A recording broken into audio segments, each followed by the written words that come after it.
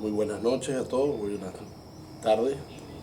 Este, Hoy estamos en la sesión de cierre de este primer curso que organizamos desde Orden de Malta de Venezuela con Malteser International y todas aquellas instituciones y amigos que nos apoyaron en hacer posible este curso en el marco del proyecto de salud que estamos llevando a cabo en Venezuela, en particular en la ciudad de Maracaibo.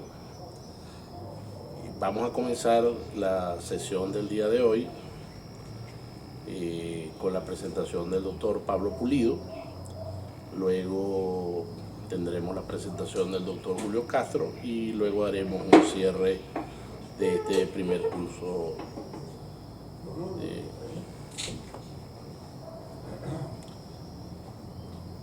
Voy a pasarle el host al doctor Pulido para que comparta con ustedes la presentación de la noche de hoy. Muchas gracias, doctor Parodi. Qué bueno tenerlo nuevamente aquí. Esta es la última sesión del periodo del curso 101 de oportunidades en las instituciones de salud que nos ocupa fundamentalmente hoy en Maracaibo. Y bueno, muy bueno reunirnos nuevamente con ustedes. Hoy es la última sesión de este periodo de cruce de ideas sobre las instituciones de salud, fundamentalmente en Maracaibo. Y esto tiene que ver con el apoyo fundamental que hemos recibido de la excelente amistad de la Orden de Malta. Entonces, esta sesión 8 se refiere fundamentalmente a la apertura de caminos y las lecciones aprendidas durante esta ruta. Y fundamentalmente el apoyo, como les mencionaba, de la Orden de Malta ha sido fundamental. Esto ha sido a través de la gestión hecha con la gente de Malteser y el hospitalario de la Orden en Europa. Y la Orden, como ustedes saben, fue fundada en el siglo XI, orden religiosa fundamentalmente, pero básicamente dedicada a la atención hospitalaria. Y su primera gestión hospitalaria fue precisamente en Jerusalén, con el hospital de San Juan Bautista, que aparece en las imágenes. Esto era en la época de que cuidaban todos los sitios sagrados y después posteriormente dedicó toda su actividad a la parte hospitalaria y de atención a los necesitados. En América Latina nosotros tenemos actualmente varios programas. La Orden los tiene en La Guajira vecina, también en el norte de Santander, los migrantes, y fundamentalmente también en Cuba y en otros países. Pero en Venezuela estamos dedicados a este proyecto en Maracaibo, que se refiere a nutrición y salud materno-infantil. Esto lo sedimentamos a partir del mes de febrero, mes de octubre del año pasado y luego de febrero, pero en el proceso en marzo se nos metió la pandemia que nos está ocupando todavía. De manera que tiene entonces dos facetas: uno, ocuparnos de la pandemia, y lo otro, las tres instituciones que hemos venido conversando aquí y que muchas de ellas están presentes en esta reunión. Viendo las realidades, la infraestructura necesaria o sea, los determinantes de salud y sobre todo tomando en consideración las desigualdades que estamos viendo y que nos están realmente afectando globalmente. Ahora, el tema nuestro es alinear agendas para construir el país o reconstruirlo y formar equipos capaces de lograr esas transformaciones. Ese realmente es el objetivo fundamental de este cruce de ideas, que aparece aquí una primera reunión que tuvimos en el Hospital Ortopédico Infantil con los directores de la Orden de Malteser que estaban en Nueva York y habían venido, y también las personalidades que nos están apoyando aquí en el país. Decidimos iniciar este proceso a través de educación, con 8 conferencias, 8 encuentros, son puntos de encuentro. Y hoy es la octava, abre camino, lecciones aprendidas, y pasó a seguir la hoja de ruta. Esto es básicamente una secuencia, una cascada de eventos que hemos venido atacando, hemos venido analizando progresivamente en conjunto. El tema también se desarrolla, de estas lecciones aprendidas se hace con el concurso de personas que pertenecen a muy diversas instituciones. Las instituciones per se no participan, sí las personas en forma personal. Y eso es muy importante y cada una está comprometida. Estas sesiones han tenido diversos enfoques. Uno, la introducción al tema del entorno mundial, el entorno de Venezuela, en la cual el amigo Julio Castro hizo una brillante exposición, Parodi también la complementó y le señalaba en esa oportunidad los temas relacionados con el curso. Y esos temas relacionados con la problemática nacional del momento.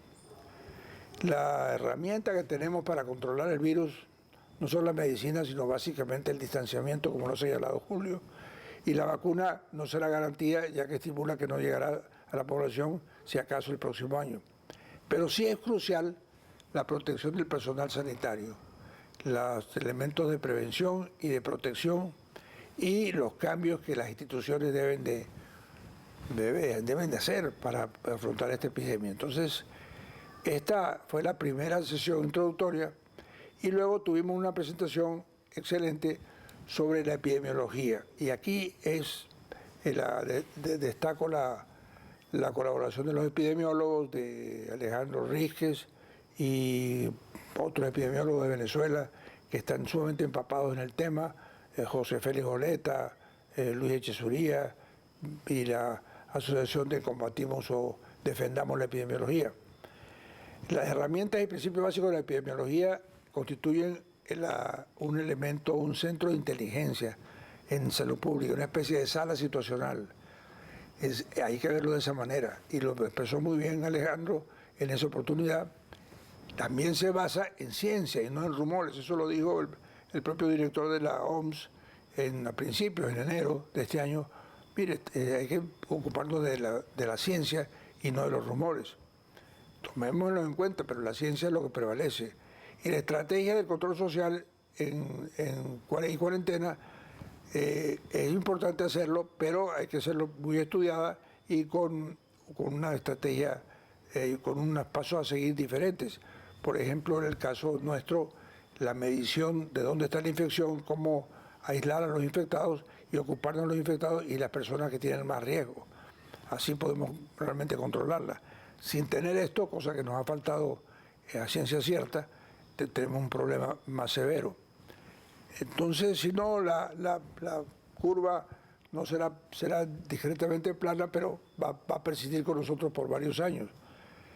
Y los factores que Alejandro y su grupo señalaban, me llamaron la atención dos aspectos. Uno, el tema de los factores que influyen en la toma de decisiones en salud pública. Y la salud pública como tal, a los médicos nos ha faltado meternos y realmente destacar la necesidad de estudiarla a fondo y que forma parte de nuestro armamentario. Basado en evidencia, que es la parte técnica, los valores, que es el tema político, o sea, la voluntad política que para desarrollarla, y los recursos, básicamente lo administrativo y conexionales.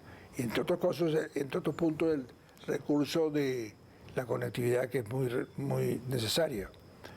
Y el otro punto que destacaba Alejandro y su grupo es lo que ve el sistema. Ve el pico del iceberg, la punta del iceberg, pero no hay parte que el sistema no lo ve. Es como esta otra parte que está en la parte inferior del esquema. Entonces hay que ocuparnos de lo que ve, de la movilidad, la mortalidad, pero hay otra parte que realmente tenemos que ocuparnos. Entonces, estos fueron los puntos más destacados del enfoque epidemiológico, que sigue siendo una columna vertebral fundamental en los procesos que estamos viendo. Esto atañe a la educación médica, como lo vimos en la última sesión con el grupo que vio el problema, Mario Patiño, la doctora Carmen Hermo y el propio Luis Eduardo Parodi. Entonces, Seguimos nuestro curso, nuestra cascada de eventos con la sesión número 3 y con pacientes adultos y pediátricos. Oye, ¿cómo se atienden? ¿Cuáles son los protocolos? ¿Cómo se diagnostican y cuál es el tratamiento? Ahí tuvimos la colaboración de las doctoras de María Graciela y de Belice, de los doctores Martín Carballo y Agustín Acuña, todos ellos del Centro Médico La Trinidad. Y también del doctor Norman Kut, que le dio un aspecto fundamental. Fue una sesión larga, yo creo más larga de que hemos tenido en esta serie, pero muy fructífera, porque dieron un marco referencial de cómo tratar a estos pacientes, pero además Norman indicó la forma de estructurar a las organizaciones como la célula, que esté bien organizada, que tenga una buena estructura y que tenga una buena funcionalidad. Y este modelo de acción adaptable en cada caso es realmente vital para el desarrollo de nuestros centros. Y es un punto de encuentro para estas sesiones. Mira que esto, en pediatría, decían las doctoras, el COVID es un reto, diversidad de edades, características anatómicas, fisiológicas diferentes. Lo típico de los adultos no es tan frecuente en los niños, tienen una variedad de presentaciones, poco frecuente, pero existe. La parte terapéutica con los antivirales ha funcionado parcialmente, es una manera de atenuar la virosis. Y al contrario, en Europa no se deja al paciente aislado. Si está grave, el paciente aquí en Venezuela, lo que hemos propiciado es que tenga acompañamiento. Esto se añade la posibilidad de utilizar procedimientos técnicos adicionales de imágenes, tomografías, y eso nos da mayor claridad en el enfoque y en el tratamiento de estos pacientes. Las pruebas de polimerasa, las pruebas de laboratorio son fundamentales y hay que tratar de obtenerlas. Estamos en ese proceso. La OPS ha hecho un buen esfuerzo y ojalá tengamos éxito para poder tener ese armamentario necesario para poder controlar la pandemia. Y la estructura del plan hospitalario de contingencia, que es lo que mencionaba con la intervención de Norman Kut, es muy importante y realmente es un modelo de acción que puede ser utilizado y en instituciones. Es realmente uno de los puntos fundamentales de este cruce de ideas es crear la escuela, crear la posibilidad de compartir las experiencias que estamos viviendo. Luego nos preguntamos, bueno, pero ¿y qué hemos hecho en algunas instituciones que están cercanas a todo este esfuerzo, como es el Centro de la Trinidad y el propio Centro Médico de Caracas, en San Bernardino, donde intervinieron en esta sesión Herman Scholz y Francisco Javier? Y Francisco Javier Márquez fue muy explícito en todos sus planteamientos, coincidieron con los de Herman. Últimamente la relación de pacientes hospitalizados por diversas patologías y la patología de COVID ha bajado, que antes era un porcentaje 90%, ahora es menos, pero nos ha hecho que todos los centros tenemos que adaptarnos a las necesidades de la pandemia. Por ejemplo, el combinar la atención con un equipo de médicos que atienden al paciente, el infectólogo, el internista, el doctor, el pediatra, el cirujano, en fin. Esta línea y la línea también de emergencia y la conectividad con el paciente y sus familiares a través de la telemedicina y a través de los medios cibernéticos. Entonces, también esto ha involucrado que el hospital se transforme en dos. Un hospital para atender a los COVID y otros no, pero hay pisos dedicados, áreas dedicadas a esta materia. Como un ejemplo lo tiene aquí en La Trinidad, la línea divisoria entre los COVID y los no COVID, en un piso específicamente dedicado a esto, que afortunadamente ahorita está no en alta demanda, aunque se espera que hay que estar prevenidos a que la segunda ola o otras olas diferentes puedan llegarnos.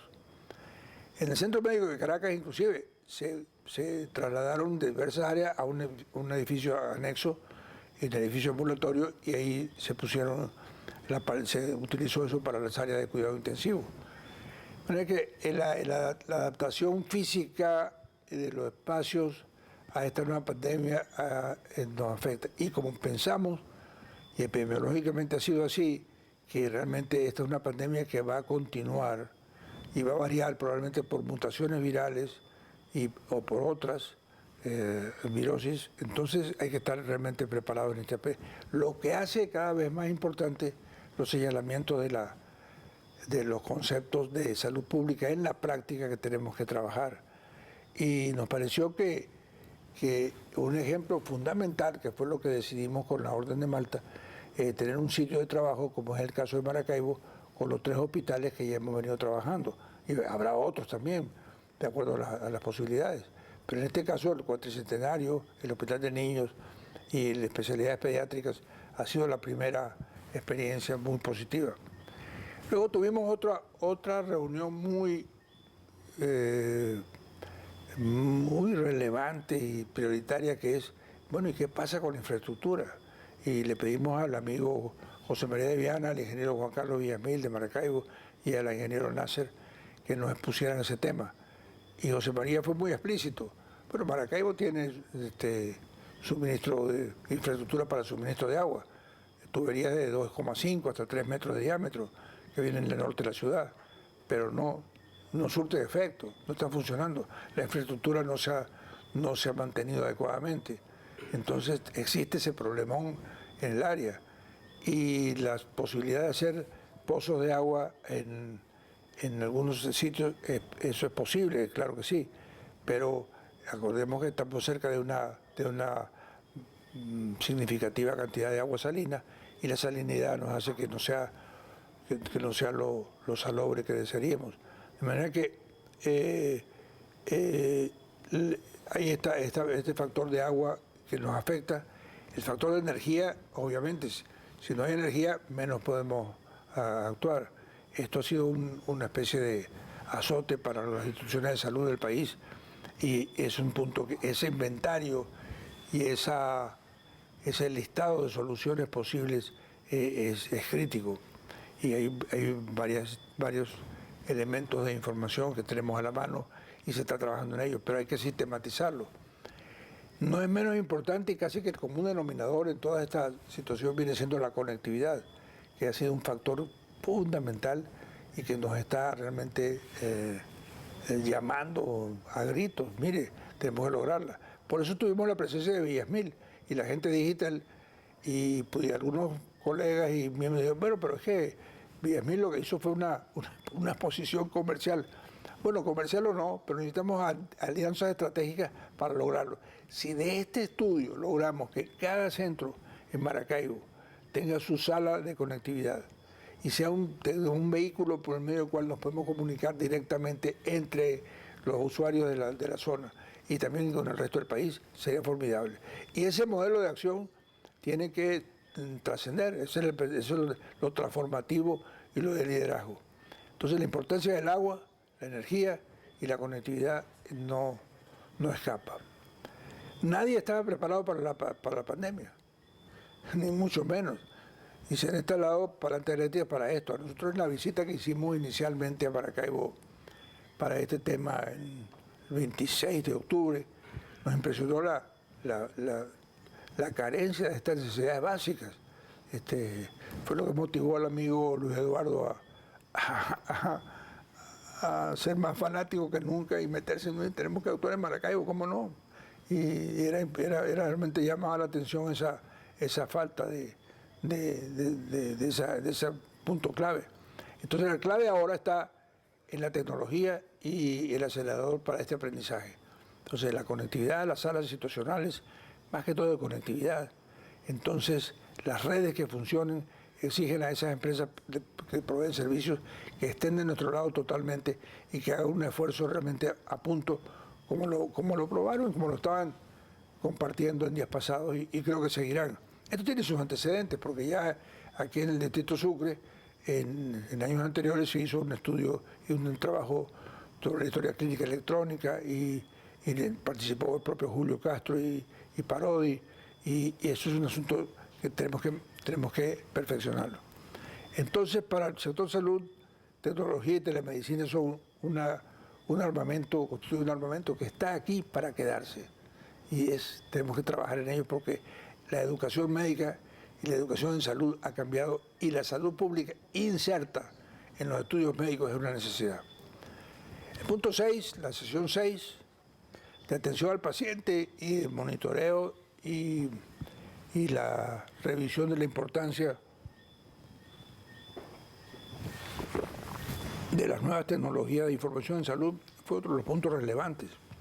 Nos acompañó Héctor Arrechedera, que ha hecho una labor titánica en la Universidad Central de Venezuela con su programa SOS, que actualmente se dedica fundamentalmente a la parte de cursos en línea y es un canal de comunicación, de educación, que la Facultad de Medicina lo está viendo con especial cuidado, el decano y fundamentalmente nuestro amigo el doctor Mario Patiño, que está trabajando en esto. Entonces, fue una sesión ya también que se concatenaba con lo que estaba señalado antes. Entonces, y es un programa nacional.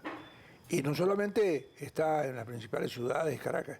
Entonces nos llamó la atención el tema y le preguntamos a nuestro amigo Tomás Sanabria, que tiene el cardiólogo, que tiene y amigo de siempre, que tiene su programa en el estado Bolívar, en Maniapure, en el Alto de la Milagrosa, por allá.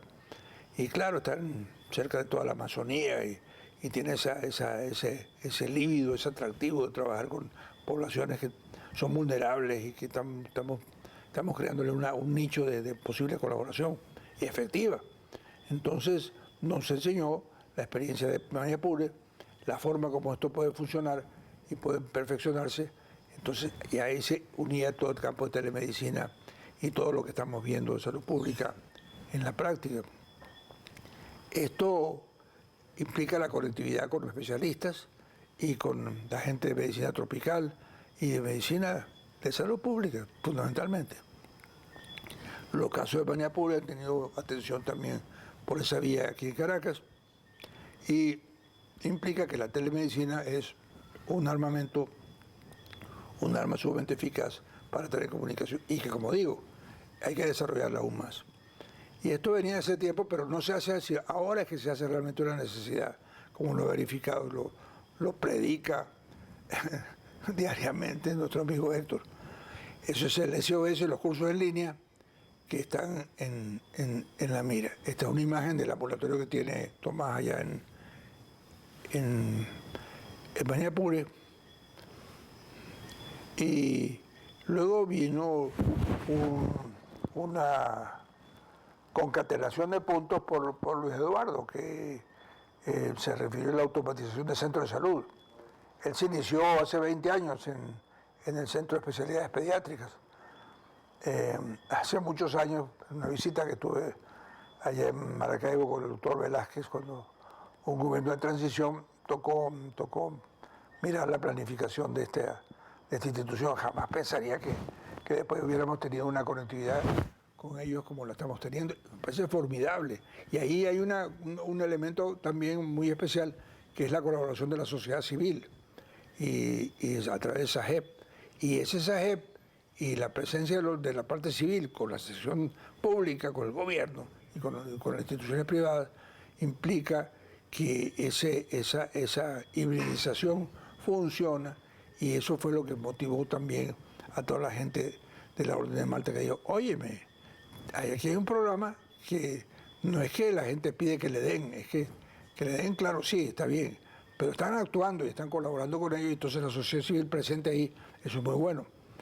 Lo que hizo Luis Eduardo ahí con su trabajo y lo que nos indicó, bueno, lograr el apoyo digital de otras empresas en el Zulia, monitoreo de emergencia, consulta en el caso de la Trinidad, 146 médicos ya que trabajan en una red de asistencia, y se inician atenciones de home care y otro parque de pelota realmente de educación médica y de asistencia médica para apoyar el diagnóstico. El programa de atención domiciliaria y la generación de contenidos para los webinars. Entonces, no es solamente la educación de pregrado, sino la educación de posgrado y la educación continua, pero una educación destinada al desarrollo profesional y además al desarrollo también de una base de datos que nos permita tener ese repositorio de información que nos va a ser sumamente útil. Que por otra parte, en la propia UCB se tiene con el SOS, y lo tuvo en una oportunidad también el Instituto de Medicina Tropical. Lo que hizo también el amigo Parodi en el centro de actividad, este es un esquema del el área de emergencia y cómo sistematizó la ocupación de todas las camas. Entonces es tecnología aplicada a lograr una mayor eficacia y eficiencia.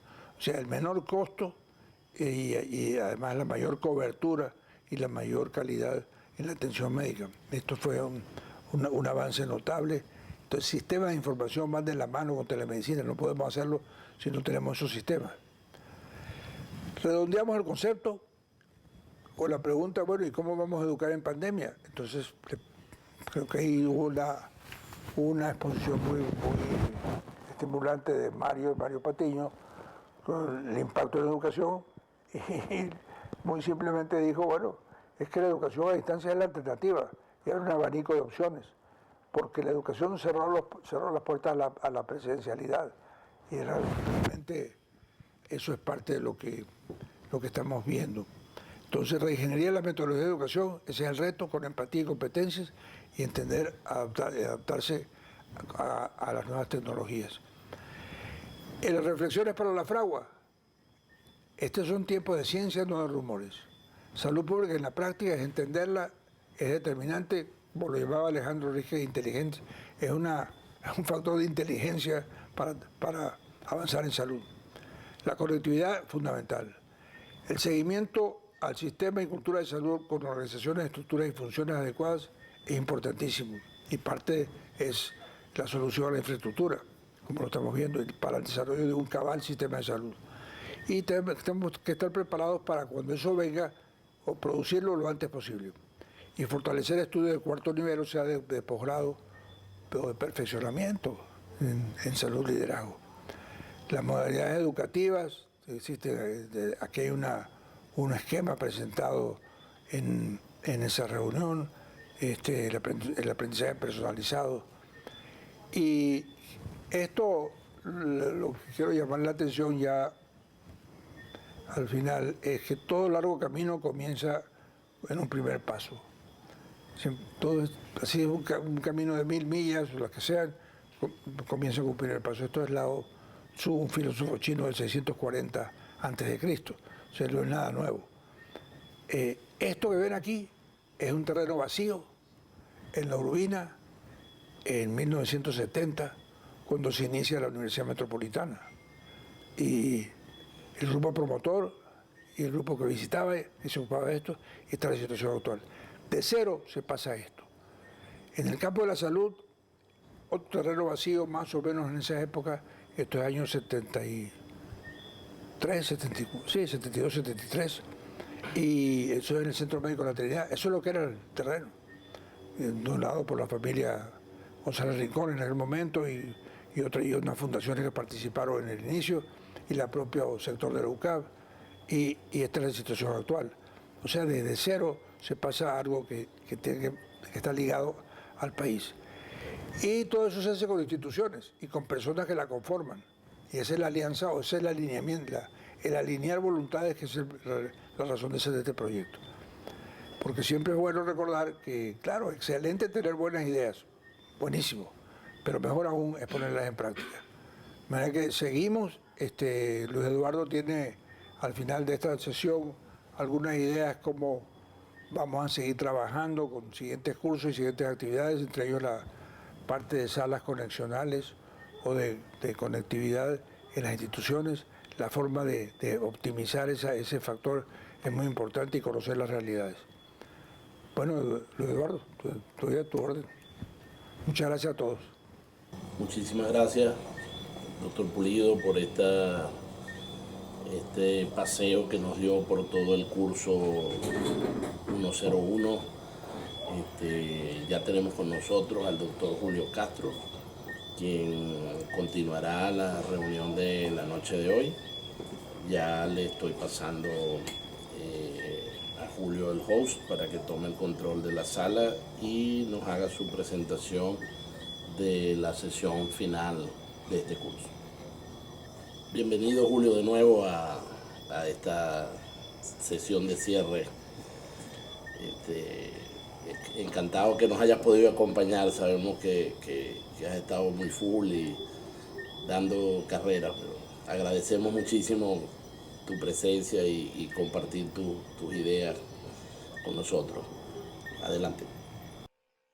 Venía con la reflexión de que un poco cómo las organizaciones y cada uno de nosotros mismos debe enfrentar lo que luce claramente ya que va a ser el futuro del COVID, sobre todo el próximo año, ¿no?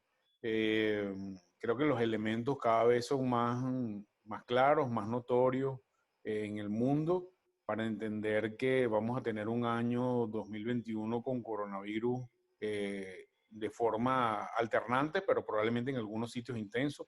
No hay ninguna razón para pensar que la situación de la segunda ola o el segundo pico no va a venir a América Latina y por ende a Venezuela. Y creo que más allá de los aspectos estrictamente técnicos, creo que me gustaría hablar de algunos temas, algunos valores que son fundamentales y que son transversales al, a, la, a los humanos y a las épocas, además. Yo creo que en esta época de tecnología, poder rescatar valores fundamentales como la solidaridad, la compasión, que son elementos centrales en los conceptos, por ejemplo, de la Orden de Malta, del Centro Médico Docente de la Eternidad, de la Universidad Central de Venezuela, que son organismos a los cuales estamos relacionados de una u otra manera, son fundamentales en este momento.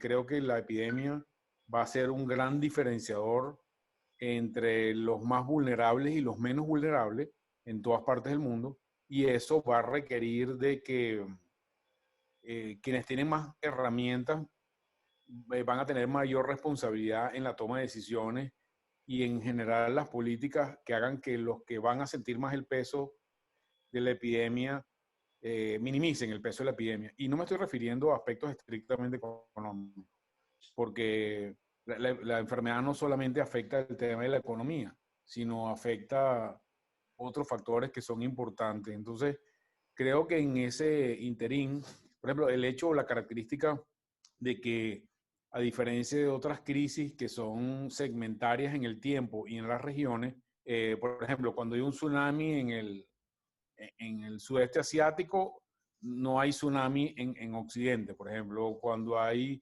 un terremoto en una parte, es muy sectorial. Esta es una crisis generalizada y todos nos pone en una situación que todos estamos buscando las mismas cosas. Estamos buscando insumos, estamos buscando recursos humanos, estamos buscando energía, estamos buscando agua. Y esa situación donde todos estamos al mismo tiempo buscando lo mismo es un poco inédita en el mundo. Entonces, en esa misma situación, poder tener formas de administración de los recursos que sean más éticas es un tema fundamental y ético que no hemos empezado a discutir todavía. El hecho del acceso a la vacuna, el hecho del acceso a esquemas de tratamiento que a lo mejor van a ser muy costosos, el hecho del costo de los tratamientos en el mundo de las enfermedades graves con COVID, que es extremadamente alto en todas partes del mundo, es un tema que vamos a tener que enfrentar de alguna u otra manera en las próximas semanas, diría yo, porque estamos en el umbral de tener acceso a los datos de efectividad de la vacuna y de seguridad, lo cual nos va a poner en el año 2021 al menos en un par de vacunas en el escenario mundial, y eso va a implicar una forma de cómo administrar un recurso que va a ser escaso en un contexto como el del mundo de hoy. Entonces, creo que estos aspectos que no hemos visto tanto, que son los aspectos éticos de la epidemia, son muy importantes, son fundamentales y tenemos que verlos más en profundidad. Yo creo que hay que discutirlos institucionalmente, y el impacto que tiene sobre otras áreas, como por ejemplo la educación. Si bien creo que la epidemia ha sido un fortalecedor del trabajo a distancia, por ejemplo, cada vez más creo que las empresas van a terminar haciendo mucho más trabajo a distancia después de la pandemia, aunque se acabe el virus, de lo que tienen ahora en este momento. Pero creo que la educación, en el sentido contrario, quedó demostrado que la teleeducación no es tan buena como el teletrabajo. Las herramientas no son tan buenas, los actores no están entrenados, los maestros no están entrenados, los alumnos no están entrenados. Y no solamente estoy hablando de Venezuela, estoy hablando de inclusive educación en países del primer mundo. Entonces creo que ahí tenemos que avanzar hacia un terreno más realista, porque bueno, hay quienes pensaban que la educación era una cosa de un par de años para que ya no hubiera universidades o no hubiera colegios o no hubiera de alguna manera. Esto refuerza algunos elementos que la modernización ha tenido o ha estado empujando. Creo que el tema de socializar es un tema importante que lo ha puesto de bulto la pandemia. A pesar de que a muchos nos gusta la tecnología, la falta de la capacidad de socialización en este momento, y eso tiene mucho que ver con la escuela, nos ha puesto de frente lo que implica que el ser humano es un ser social. Y estos son elementos, digamos, soft de la epidemia que todavía empezamos a entender poco. Creo que el tema de la salud mental, que no es un tema en particular para las enfermedades agudas como yo, muy cercano, pero sí creo que en la medida que la epidemia se vaya extendiendo o vaya alargándose, los problemas de salud mental van a ser, o la higiene mental van a ser cada vez factores más importantes. Y a veces los perdemos un poco de vista. A veces estamos muy enfocados en los ventiladores, estamos muy enfocados en el remdesivir, estamos muy enfocados en la vacuna y no necesariamente estamos viendo lo que está pasando por debajo, como decía Alejandro, por debajo de la punta del iceberg, que tiene que ver con la higiene mental, los esquemas de vacunación que se están perdiendo, la consulta de planificación familiar que se están perdiendo. Digamos, a costa de la epidemia, ciertamente hay otra parte del mundo que está deteriorando sus condiciones o sus actividades y que de alguna manera tenemos que buscar la forma de responder. Creo que el año que viene va a ser marcado por tres grandes cosas. La primera de ellas, la aparición de nuevas herramientas diagnósticas que nos permitan diferenciar las personas enfermas de las no enfermas mucho más eficientemente y de forma más económica.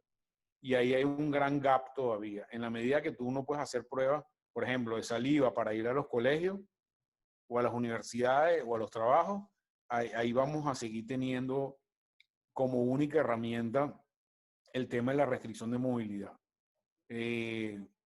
Yo he estado un poco preocupado por ejemplo, como economistas del mundo, no solamente venezolanos, se quejan de que después de tantos años la salud pública o la medicina no ha creado nada en la epidemia mejor para controlar la epidemia que la gente se quede en su casa. Pero bueno, la verdad que tampoco el mundo económico ha encontrado nada más moderno para controlar la inflación que controlar el gasto público.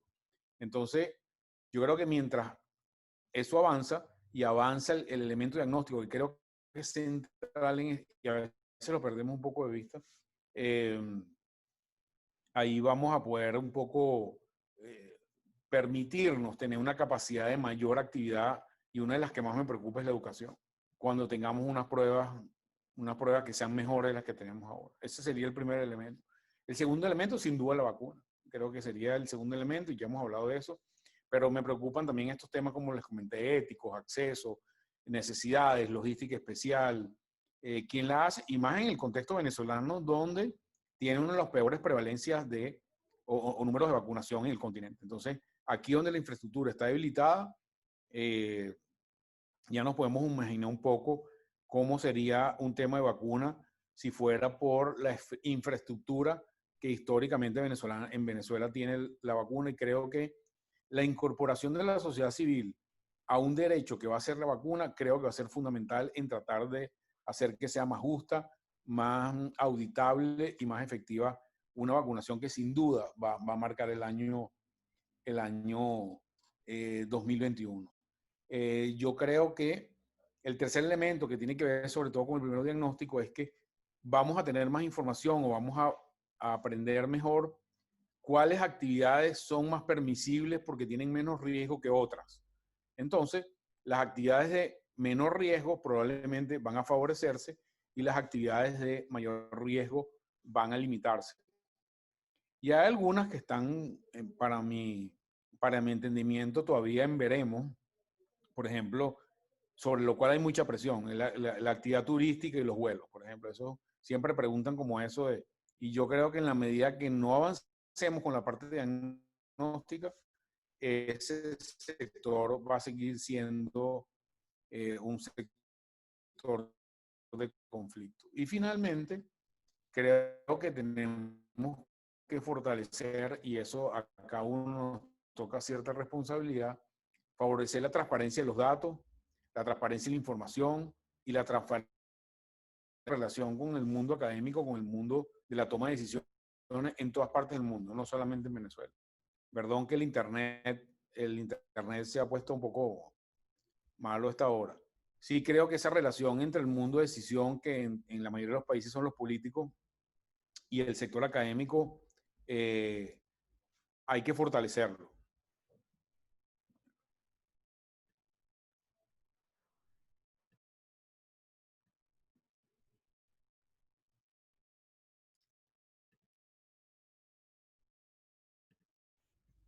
Aló. Ajá, es que no sé, ok, ya regreso. Volvió. Entonces yo creo que ya estoy, creo que eso serían como las grandes claves para el año que viene. Teniendo esas grandes claves, nuestras instituciones y nuestras microinstituciones, que son la familia, digamos, hay que planificar un poco basándonos en esos grandes hitos que creo que van a venir del año que viene, y tenemos el reto de sobrellevar esto. Yo creo que sin duda para muchos va a terminar siendo quizás la experiencia más fuerte en términos de carga a las instituciones y en términos de las personas. Al final, porque si nos imaginamos un año más o 2 años más con epidemia, bueno, podemos imaginar un poco el elemento central. Simplemente te quiero terminar diciendo que mucha gente está preocupada por la economía, pero sin seres humanos no hay economía. Entonces, creo que un elemento que debemos incorporar a nuestro activismo es que la mejor forma de hacer que la economía mejore es hacer que la epidemia mejore, no lo contrario. Y creo que ahí debe basarse nuestra acción, nuestra acción fundamental como médicos, ya en este aspecto que es más específico. Creo que el sector salud en el mundo, el personal sanitario, ha dado unas muestras de solidaridad y de trabajo que no puede caer, que tiene que persistir. Siento que el mundo está empezando a agotarse o a cansarse, y no, creo que no tenemos como mucho derecho para cansarnos. Aquí nos queda seguir haciendo lo que hacemos, tratar de hacerlo cada vez mejor y hacer que el impacto sea menor para todos en este camino tortuoso que nos ha tocado y que sin duda nos va a seguir tocando al menos durante unos meses más. Muchas gracias por la invitación, al doctor Pulido en particular, a Luis Parodi, a la Orden de Malta, por haberme permitido estar con ustedes, con este grupo tan interesante y además tan diverso, pero que sin duda tiene conexiones directas con el mundo de la salud y con el mundo de lo que estamos en este momento haciendo en el mundo entero. Muchas gracias. Muchísimas gracias, Julio. Excelente todas tus palabras. Voy a compartir la pantalla para hacer una presentación breve también. Bueno, esta va a ser posteriormente a esta breve presentación que les voy a hacer, tendremos la sesión de preguntas y respuestas para, digamos, dar por culminado este primer curso de Orden de Malta de Venezuela. Y de verdad que muchísimas gracias a todos los que nos están acompañando. Esta última sesión, como ya el doctor hizo un resumen extraordinario. Y bueno, yo quiero compartir algunas ideas de los pasos a seguir y un poco de ideas que creo que pueden llevar adelante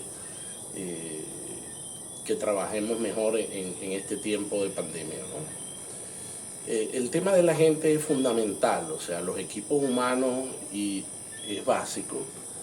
Y yo pienso que este tema de la pandemia nos va a llevar a reorganizar los equipos humanos en función de dar una mejor respuesta a nuestros pacientes. Yo pienso que esto es uno de los factores clave. De verdad que en el transcurso de estas sesiones hemos disfrutado mucho con todas las personas que han contribuido con las mismas. Y nos dice eso, ¿no? Nos dice que hay la gente con que hacer los cambios, que eso es uno de los factores claves que pensamos que es básico. El segundo factor que quería tocar son las instituciones y las organizaciones, los hospitales, las clínicas y muy especialmente también las organizaciones no gubernamentales como es la Orden de Malta, como es la Sociedad de Amigos del Hospital de Especialidades en Maracaibo, que permiten llevar estos proyectos adelante a pesar de la situación que tenemos en el país. Entonces, esta unión de estas tres instituciones, el Hospital de Niños, el Materno Infantil Cuatricentenario y el Hospital de Especialidades Pediátricas, son instituciones que sabemos que el esfuerzo de cada una de las personas que las dirige y que trabajan todos los días allí nos permiten seguir prestando la atención a los niños y a las madres en el estado Zulia. El Hospital de Especialidades, el Hospital de Niños, que llamamos de Veritas porque está en el sector Veritas, que es el centro de la ciudad, y el Hospital Materno Infantil Cuatricentenario. Otro tema que es clave, tenemos la gente, tenemos las instituciones, la conectividad, que es uno de los factores que se trató en el tema de infraestructura, por supuesto, además del agua, la electricidad, pero pienso que para el servicio de salud, cualquier sistema de salud, y en especial el nuestro, donde hemos tenido una emigración de profesionales, donde cada vez más las instituciones están muchas veces más deterioradas, la conectividad va a ser un factor importante para el rescate de esa atención de calidad a nuestros pacientes. Y soñamos desde hace muchos años cuando tuve la oportunidad de estar en el Zulia y ahora aquí en Caracas, he tenido la suerte de conseguirme con instituciones que creen en esos sueños y que todos los días hacemos nuevas iniciativas que llevan a seguir avanzando en todo el tema de tecnología aplicada a salud. Hay un concepto que a mí me gusta mucho llevarlo adelante y tenemos la atención al equipo médico. Los médicos que están en las zonas rurales, los médicos que están en zonas distantes a los grandes centros de salud,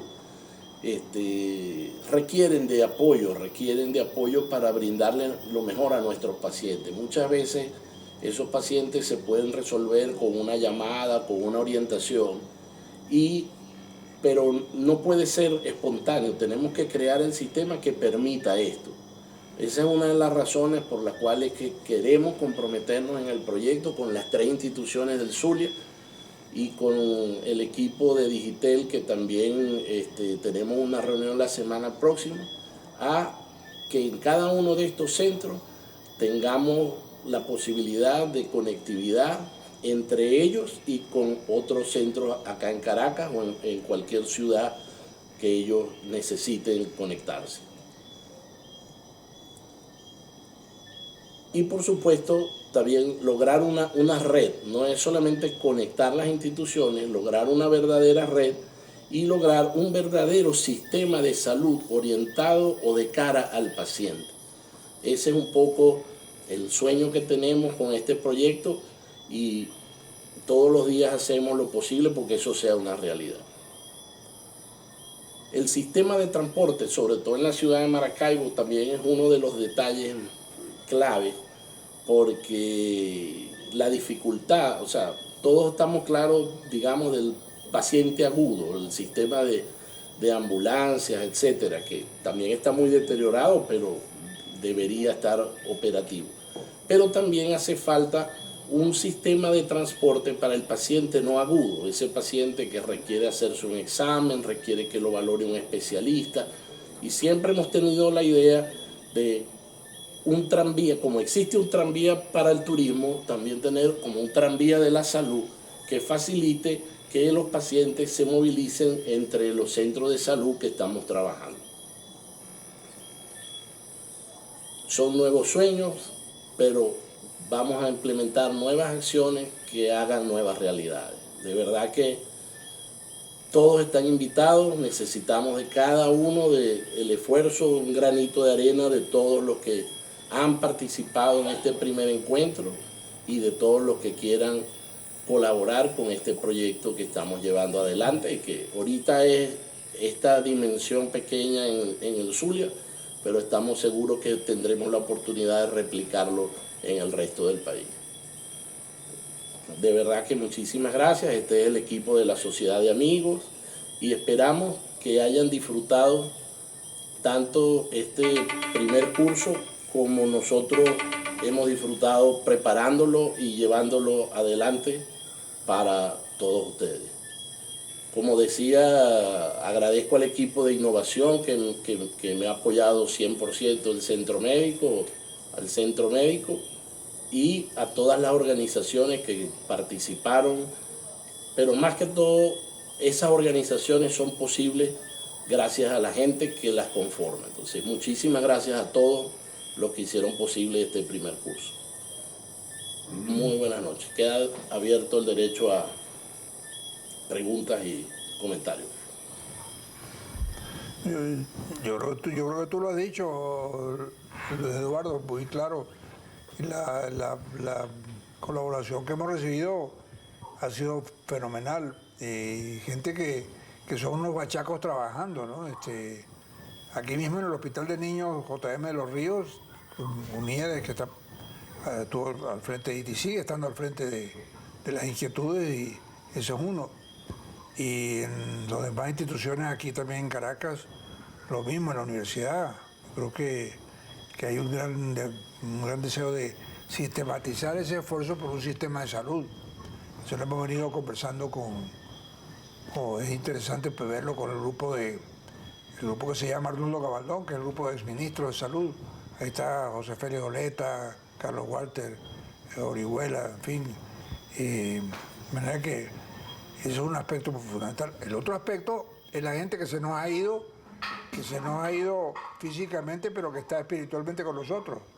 Yo me refiero en el propio Centro de la Trinidad, oyéndote a ti, oyendo lo que hizo Julio, gente como Kerdel Vega, que tuvo su labor muy destacada en el Hospital Vargas, gente como Alberto Guinán, que estuvo con nosotros aquí en la Trinidad, que fue uno de los fundadores, el propio Antonio Mogollón, que está fuera de acción ahorita físicamente, pero que es anímicamente parte de todo esto, y todo lo que el propio don Eugenio Mendoza, que fue uno de los primeros, Arnoldo Gabaldón, que fue miembro de la primera junta directiva de la Trinidad y que nos enseñó realmente eso que hemos señalado hoy, lo de salud pública en la práctica, de qué se enferma la gente aquí, y su ejemplo es malaria.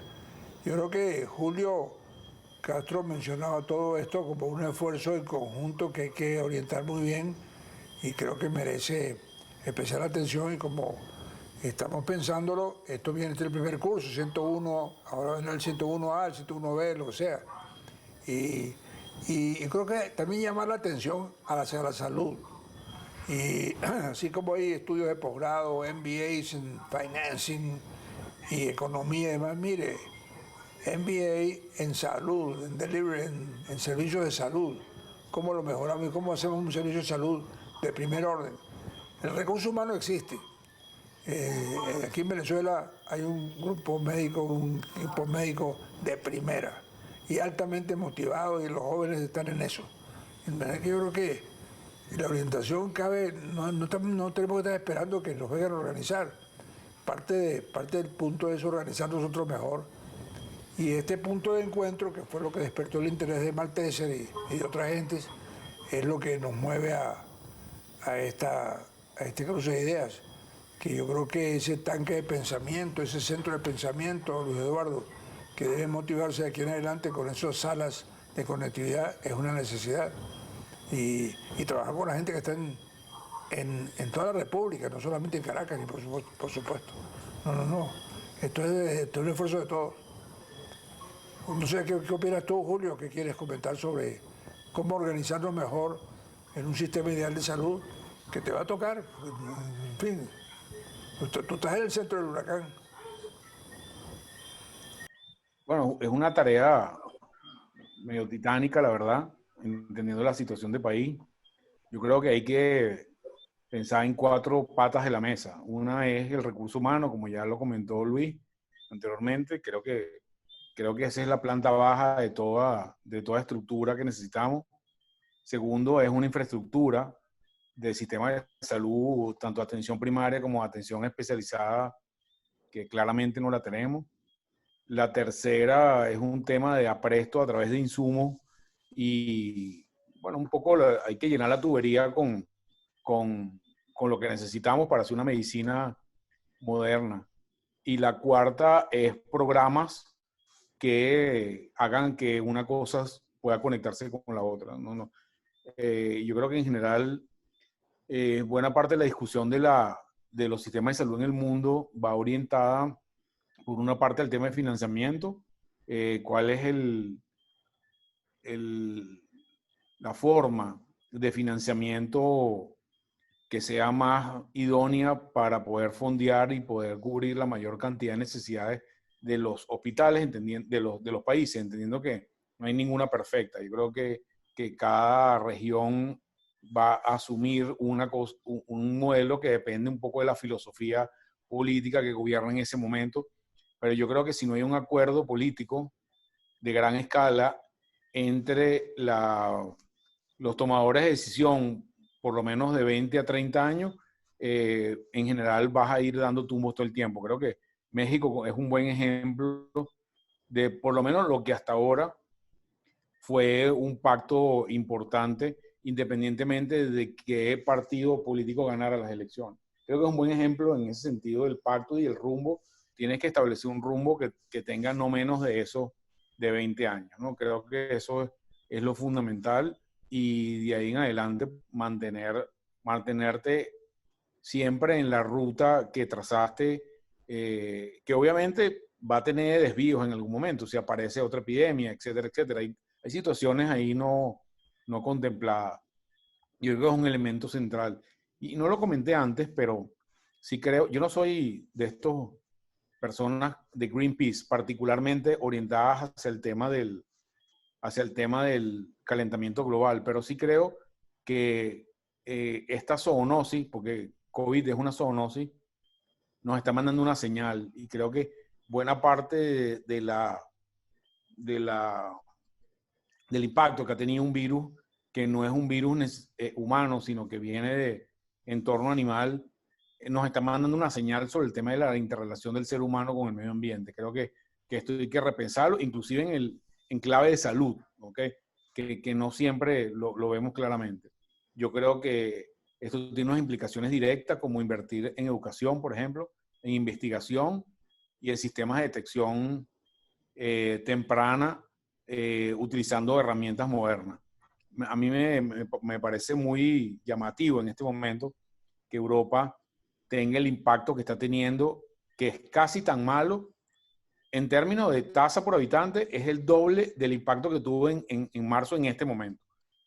Y en temas de mortalidad, ya hoy se igualó la mortalidad por millón de habitantes de la peor que tuvieron en marzo. Entonces, estamos repitiendo la película y creo que eso no habla bien de nosotros de aprender las lecciones. Entonces, es complicado esto, pero por ejemplo, creo que en el caso particular de Europa, que estaba muy orientada al monitoreo, estimulación de programas de enfermedades crónicas, se debilitó el sistema de detección temprana.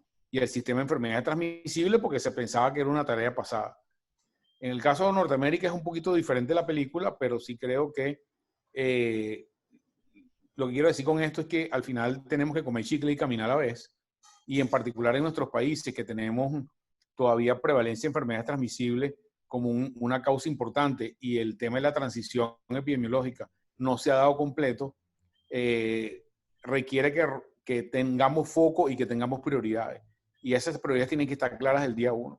Yo creo que enfermedades crónicas es una prioridad, creo que transmisibles es una prioridad, creo que salud materno-infantil es una prioridad y probablemente no mucho más que eso. Yo creo que si nosotros hacemos énfasis en esas cosas, vamos a tener un buen desempeño. Esa sería como la gran estructura sobre la que se está trabajando en este momento, porque se está trabajando. Esto no es solamente un pensamiento teórico trasnochado, hay grupos de trabajo después ya de 2 o 3 años y creo que hemos avanzado con las limitaciones que nos da vivir en Venezuela, pero sí creo que hemos avanzado en términos de discusiones profundas sobre estos conceptos. Gracias, Julio. Y hay muchas, bueno, felicitaciones, etcétera, al equipo por acá. Había una pregunta por acá del doctor Llaneto que preguntándole a Julio que cómo había logrado hacer la recolección de data para el tema de la encuesta nacional de hospitales. No sé si quieres comentar algo de eso, Julio. Sí, la encuesta venía en un formato de recolección de información digital que nos envían médicos específicos en cada uno de los 40 hospitales más importantes del país. Estos 40 hospitales tienen el 75% de las camas nacionales, o sea, que eso es un Pareto, ¿ok? Y en esos 40 hospitales que veníamos monitoreando cosas de hace 4 años, al entrar la epidemia nos pusimos en monitoreo diario. Nosotros anteriormente monitorizábamos semanalmente y ahorita estamos en monitoreo diario y ya llevamos, bueno, todo lo que desde el 10 de marzo, y creo que ha sido una herramienta que nos ha permitido tener un pulso de la epidemia y no necesariamente tener que depender de la información oficial. Creo que ha sido una tremenda experiencia. Obviamente, esto es, digamos, un esfuerzo de muchísimas personas que están detrás de esto, pero hoy en día, gracias a herramientas tecnológicas, hemos logrado, digamos, tener información casi que en tiempo real de lo que está pasando en todo el país. Creo que ha sido una apuesta a la investigación novedosa, este tema del monitoreo.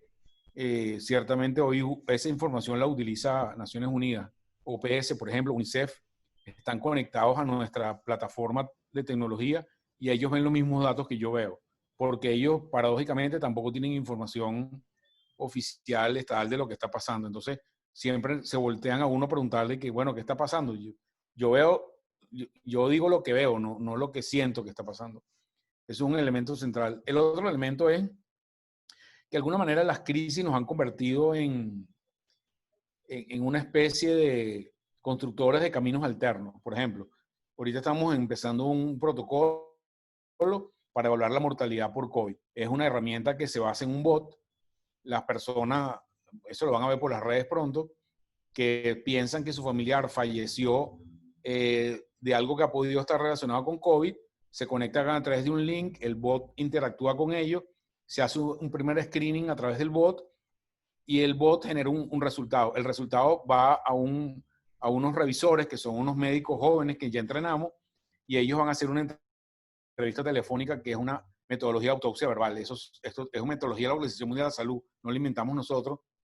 Y a través de eso, nosotros pretendemos en un par de meses tener una estimación real de la mortalidad en exceso o de la mortalidad asociada, atribuible y directa por COVID. Y de alguna manera utilizamos estas herramientas novedosas para poder avanzar y tratar de diferenciar un poco en ese escenario turbio y poco transparente que tenemos en la data oficial de qué es lo que está pasando. Entonces, bueno, de alguna manera los escollos creo que nos han hecho crecer un poco y ahí seguimos trabajando en estos proyectos. Buenísimo. Hay una pregunta, Julio, sobre si ha logrado mejorar los índices de muertes por COVID con mejores resultados de recuperación, y el tema de la vacuna, que creo que lo mencionaste, pero están preguntando acá nuevamente que cuál es la vacuna y cuándo. Bueno, sobre la vacuna, eso no lo sabe nadie. Y mi posición institucional es, nosotros no, en esta carrera de las vacunas no podemos apostarle a ganador, porque no sabemos quién va a ganar de verdad, ¿verdad? Entonces, yo creo que la mejor estrategia es pegarse en consorcios como COVAX, por ejemplo, que es el que veo más sólido, que independientemente de cuál gane, te va a acceso a la vacuna. Yo creo que casarse con AstraZeneca o con Oxford o con Pfizer ahorita puede no necesariamente ser la mejor experiencia de cada uno de nosotros. En relación al tema de la mortalidad, creo que es una de las cosas que tenemos que seguir estudiando. No estoy seguro que hayamos mejorado mucho la mortalidad. Lo que sí es notorio por los datos internacionales es que la mortalidad no es exclusivamente relacionada a la condición patogénica per se, sino que hay factores administrativos que ven esto. Por ejemplo, cuando uno ve la mortalidad, el pico de mortalidad ahorita, acabo por un Twitter hace rato, la mortalidad en el mundo es la misma que la peor que tuvo en el momento de marzo-abril. ¿Qué significa eso? Que cuando los sistemas de salud se ven sobredimensionados en su capacidad, bueno, empiezas a tener infecciones hospitalarias, empiezas a tener eventos colaterales, empiezas a tener barotrauma, etcétera, etcétera, que no son cosas que tú verías en un volumen de manejo de pacientes normales, pero al sobresaturarse los sistemas, los servicios de salud, bueno, aparecen los errores, aparecen los problemas, se sobredimensionan algunos eventos de calidad de salud que no veíamos cuando la dinámica es un poco más normal. Entonces, es muy difícil ese tema de la estimación de la mortalidad. Yo creo que la sensación de que la mortalidad está mejorando es una falsa sensación, porque los números no lo dicen así. Por eso puse el Twitter hace rato, porque alguien me preguntaba, no, yo creo que la mortalidad está bajando. Bueno, señor, no está bajando de verdad, ¿verdad? Cuando ves las gráficas, es un fenómeno que ha ido cambiando, pero en este momento está en el peor momento, igual que estuvo antes. Para darle unos números, influenza mata 40.000 personas en promedio en los Estados Unidos al año. Ya COVID lleva 200.000 y es la tercera causa de muerte en Estados Unidos en este momento. La probabilidad de que usted se muera cuando se enferme con síntomas es 1 o 2%. Si lo hospitalizan, sube a 10-12%. Si va a terapia intensiva ingresado, sube a 40%. Y si lo intuban, sube a 65-70%. No es una enfermedad banal. ¿Okay? Creo que es la forma como yo lo veo. Entonces, no podemos caer en la trampa a veces de las cifras que no son las cifras reales o que tienen algún interés o que simplemente son expresadas por personas que no necesariamente son expertos en esto. Creo que es una enfermedad complicada y hay que hay que seguirle poniendo el ojo. Gracias, Julio. Desde Tucupita, el doctor Reinaldo Márquez felicita a todo el grupo por la iniciativa y de haber poder seguido el curso desde Tucupita. Creo que no hay otras preguntas por allí que se me... Sí, creo que, creo que hemos cubierto la expectativa, o hemos cubierto la programación que teníamos para la noche de hoy. Dejo a cada uno de los expositores, el doctor Pulido, Julio, para que den unas palabras finales de despedida de este curso. Bueno, no, yo creo que ya un poco más en función de lo que es este grupo y quién lo estimula, creo que debemos seguir en este track de educación a las personas. Creo que nuestra labor fundamental es invertir en el recurso humano y quizás en este tema de la teleeducación, que ahora sin duda ha adquirido un rol preponderante, debemos de seguir por este camino, profundizar, transitar muchos aspectos que todavía no hemos visto aquí, no solamente institucionales, sino estrictamente organizativos, médicos, administrativos, financieros, que tienen que ver con el sector salud, que todavía quedan pendientes. Entonces, creo que es un estímulo para todos seguir adelante y hacerlo en un formato como este, de alta calidad, con muchos grupos involucrados, con diferentes instituciones, con diferentes inclusive visiones de algunos aspectos. Creo que es fundamental para todos aprender de esta iniciativa. Muchas gracias por dejarme ser partícipe de ella y solamente estimular lo que sigamos adelante. Gracias, Julio. Bueno, dejo al doctor Pulido para que haga las palabras finales y despedida. Muchas gracias. Yo creo que el tema es fundamentalmente seguimos todos, lo ha dicho muy bien Julio y tú también, Eduardo. Yo creo que estamos conectados, vamos a seguir, tenemos los objetivos muy precisos. Betty Urdaneta en la audiencia, con su experiencia de la gente de Maracaibo, señala un punto básico, que es que el sector salud mejora, claro, con gente muy buena, pero hay que remunerarla. Entonces hay que buscar ese financiamiento. La función sigue la forma y la forma sigue el financiamiento. Así que muy bueno, muchísimas gracias a todos y seguimos. Muy buenas noches a todos, gracias.